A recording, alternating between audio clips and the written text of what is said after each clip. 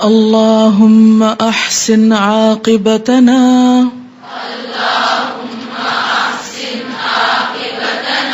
في الامور كلها واجرنا من خزي الدنيا وعذاب الاخرة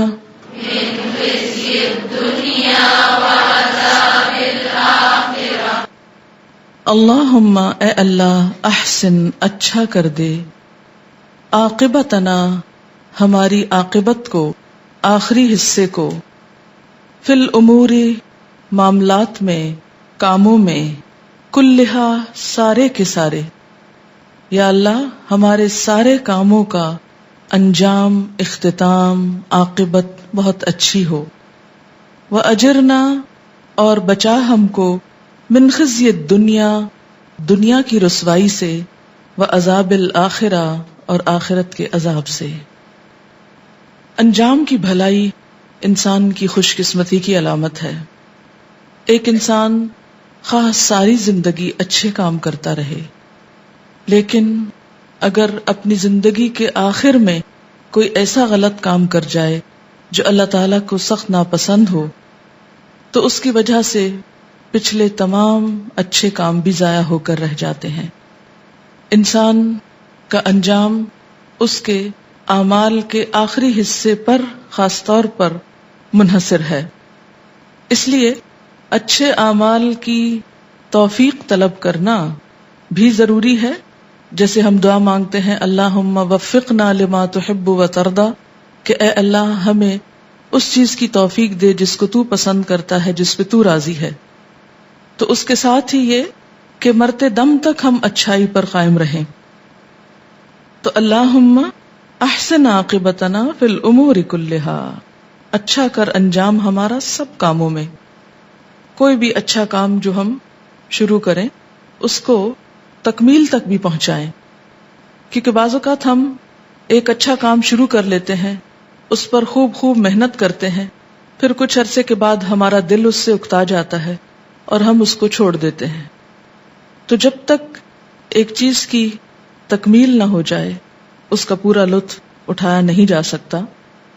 اس لیے یہ دعا مانگنا ضروری ہے کہ اللہم احسن عاقبتنا فی الامور کلہا، یعنی تمام کے تمام معاملات، حتیٰ کہ وہ معاملات جن میں ابتدا میں نیت مثلاً اچھی نہ ہو تو اختتام پر وہ اچھائی اور بھلائی کے ساتھ ختم ہو۔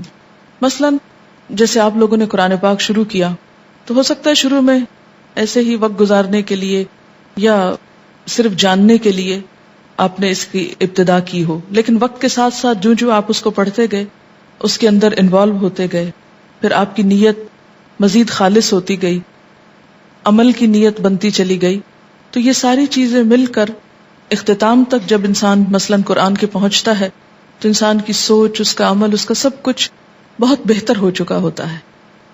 تو یہ اس اعتبار سے بھی یہ دعا مانگنے کی ہے کہ ہمارا اختتام جو ہے وہ آغاز سے بھی اچھا ہو، یعنی ایک معنی میں۔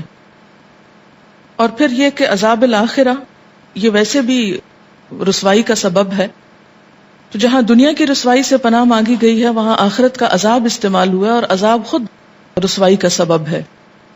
جیسے حضرت شعیب علیہ السلام نے اپنی قوم سے کہا تھا کہ سوف تعلمون من یأتیہ عذاب یخزیہ، اور اسی طرح سورۃ آل عمران میں بھی ہم نے پڑھا کہ ہمیں آخرت کے آگ کے عذاب سے بچا، انک من تدخل النار فقد اخزیتہ، کیونکہ جس کو تو نے آگ میں داخل کر دیا اس کو تو نے رسوا کر دیا۔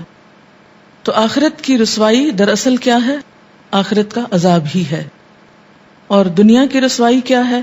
کہ انسان کے اعمال کا نتیجہ ایسا نہ ہو کہ جس سے انسان کو فائدہ ہو بلکہ الٹا نقصان ہو جائے۔ جیسے ایک روایت میں آتا کہ الاعمال بالخواتیم، کہ اعمال اپنے خاتمے پر منحصر ہیں، اعمال کا دار و مدار ان کے خاتمے پر ہے کہ خاتمہ کیسے ہوتا ہے۔ مثال کے طور پر اگر ایک پائلٹ بہت اچھا جہاز چلا کے منزل تک لے جائے لیکن اترتے وقت اس کی لینڈنگ اچھی نہ ہو تو سب لوگ برہم ہو جاتے ہیں کہ لینڈنگ اچھی نہیں ہوئی۔ یہ ماہر تیار نہیں ہے. تو اسی طرح اگر کوئی کام آپ بہت اچھی طرح کر رہے ہیں لیکن آپ جب اینڈ پہ پہنچتے ہیں تو آپ اس کو بگاڑ کے رکھ دیتے ہیں، بعض اوقات بوریت کی وجہ سے، تھکاوٹ کی وجہ سے، اکتاہٹ کی وجہ سے. تو اصل بھلائی کیا ہے کہ آپ نے اختتام کیسے کیا. اب اس احساس کے ساتھ آپ دعا مانگیے، اللہم احسن عاقبتنا فی الامور کلها